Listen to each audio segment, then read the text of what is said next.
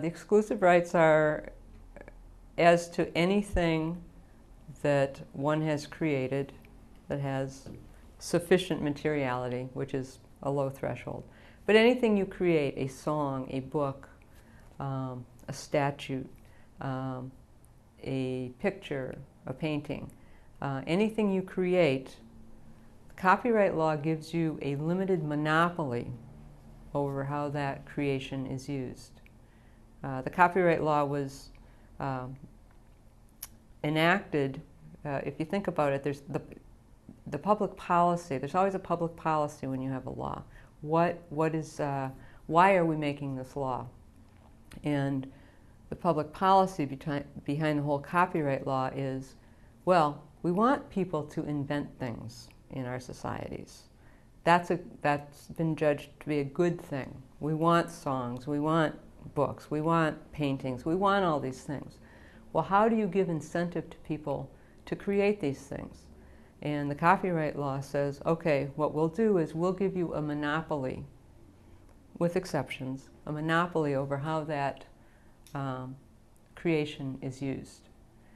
So it gives you, it enumerates 5 exclusive rights that the copyright holder has. That's the right to reproduce the work, the right to distribute the copies of the reproductions, the right to make derivative works, the right to public performance of the work, which would include television and radio performance of the work, and the right to publicly display the work, which doesn't have to do with music, but has to do with other things. Oh, there are always exceptions. Like I always say to my students, any law can be written, most laws can be written on one page, and then the exceptions are the 300 pages following the one page. There are exceptions to the copyright law. For instance, some of them are historical and are interesting, but not really relevant.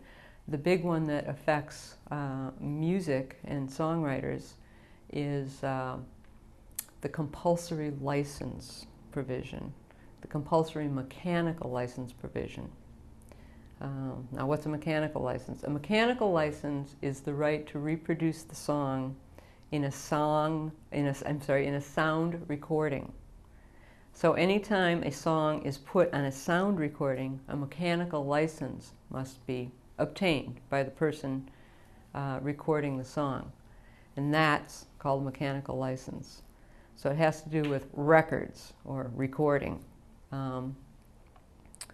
So the copyright law says, back to this public policy thing, well, we're giving the creator of the song this monopoly, but on the other hand, what we're trying to do is benefit society by these creations. So maybe this monopoly is a little too tight in this area.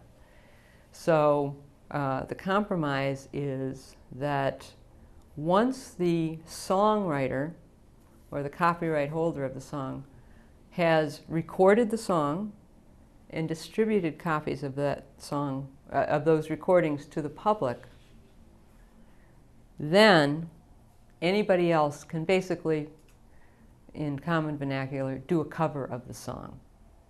And that's the compulsory license provision.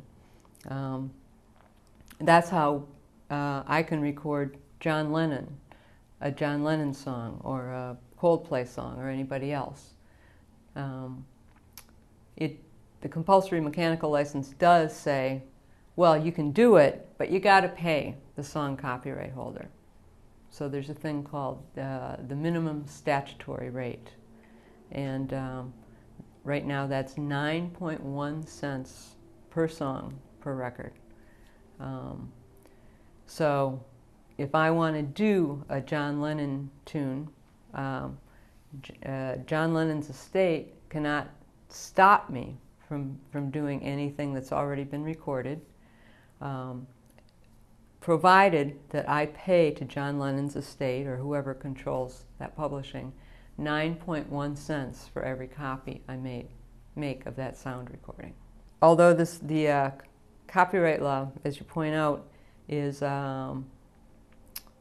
is the background and the backbone of what happens. Most people don't go through the compulsory mechanical license provisions of the copyright that the Copyright Act sets forth. Why? Because you got to send money to the Copyright Office every month, and then the songwriter has to get their money from the Copyright Office, and who wants to deal with the government, basically, and the bureaucracy. So over time, what has happened is that someone wishing to do a cover enters into an agreement directly with the publisher, and so there's a lot less paperwork, a lot more control for both parties. And often, when a mechanical license is given, the person, I should say, in relevant situations, the person who's asking for the mechanical license might be able to demand that that rate be lower.